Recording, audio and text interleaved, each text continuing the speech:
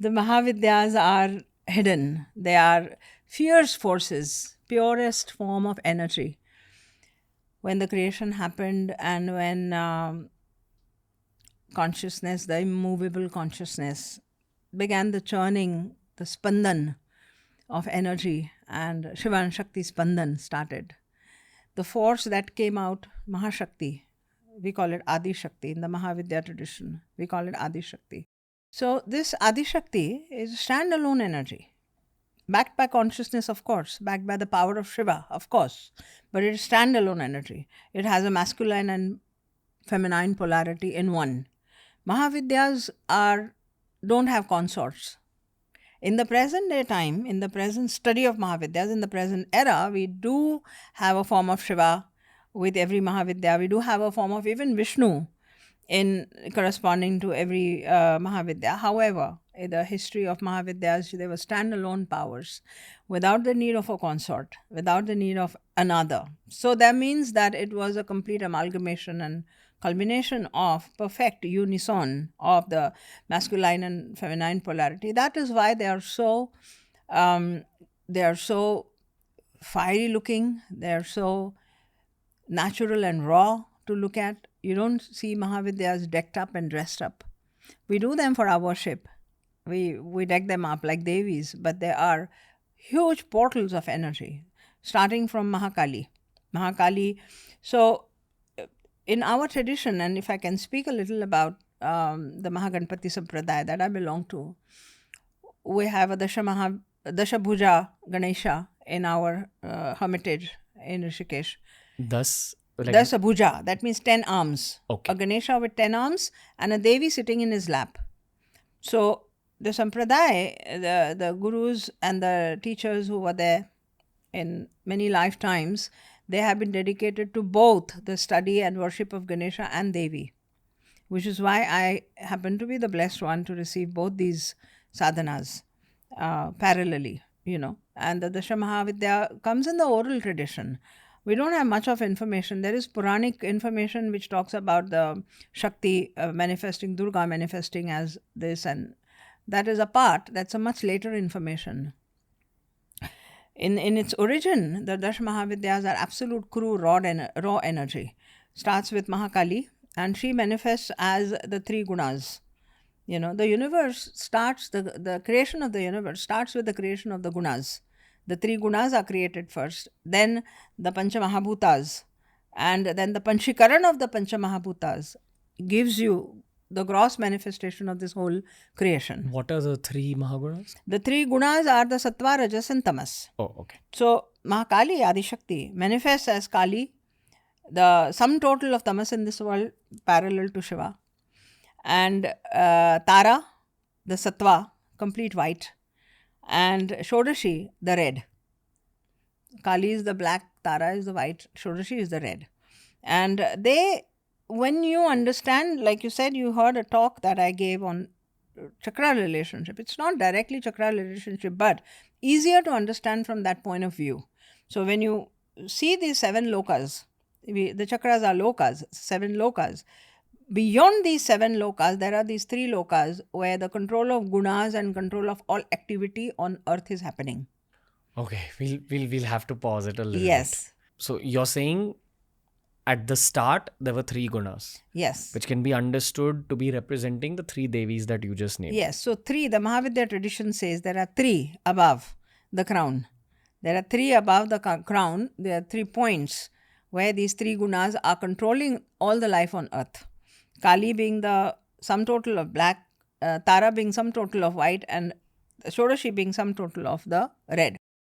So their names also, in fact, have interpretations vis-a-vis these gunas, vis-a-vis so Kali itself means darkness, total darkness out of which everything was born. There was total darkness out of which all has been created.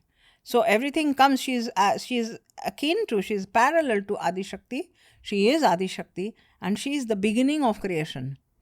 So it's like creation, sustenance, dissolution, and involution. The cycle starts with her and ends with her. Everything emerges out from her and merges back into her. This is what the Mahavidya sadhana teaches us.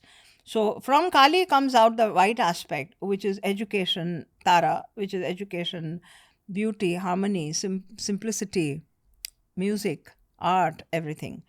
And then Shodashi, which is like absolute grandeur and royalty that human beings deserve on earth.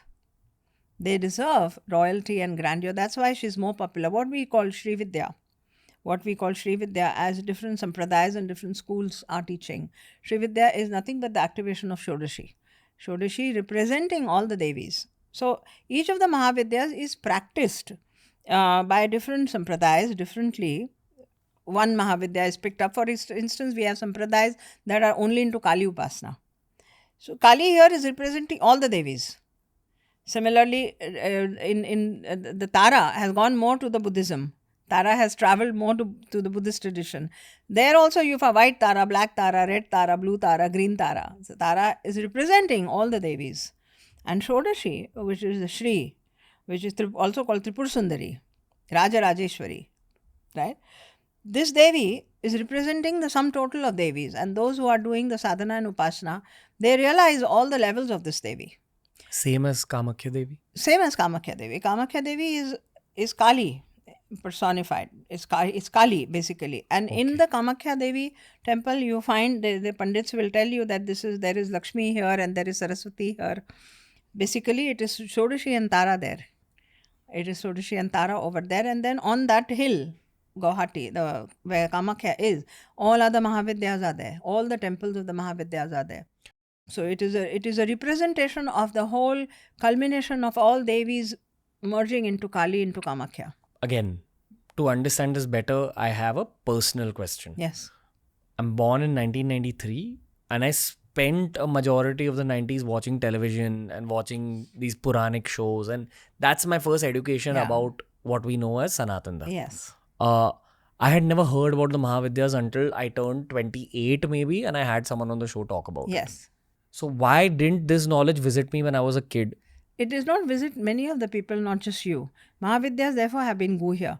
They're very powerful, extraordinarily powerful, and a person can become standalone energy. If you get into the worship of Mahavidyas, then you acquire the Shiva and the Shakti principle, both active and equal, and you stand alone, then you don't require anything else in this world. It's like the other in me has dissolved in me, and I am a standalone energy. So from the Sanatan Dharma point of view, from the society point of view, this was entire family. The concept of everybody becoming a self-standing person is an entire family. Family tradition demands dependency, interdependency, dependency, good dependency, strengthening each other, supporting each other, living together. Whereas Mahavidyas were found dangerous by the traditional society. They were found dangerous because they were too strengthening. You can extract power quickly? Yes, very quickly. They're raw. I told you, they're very raw. You get darshan of Mahavidyas very easily. You start feeling the energy inside you very easily, etc. They're very raw. So the Kali, Tara and Shodashi were the representatives of these three gunas and all that is there on earth.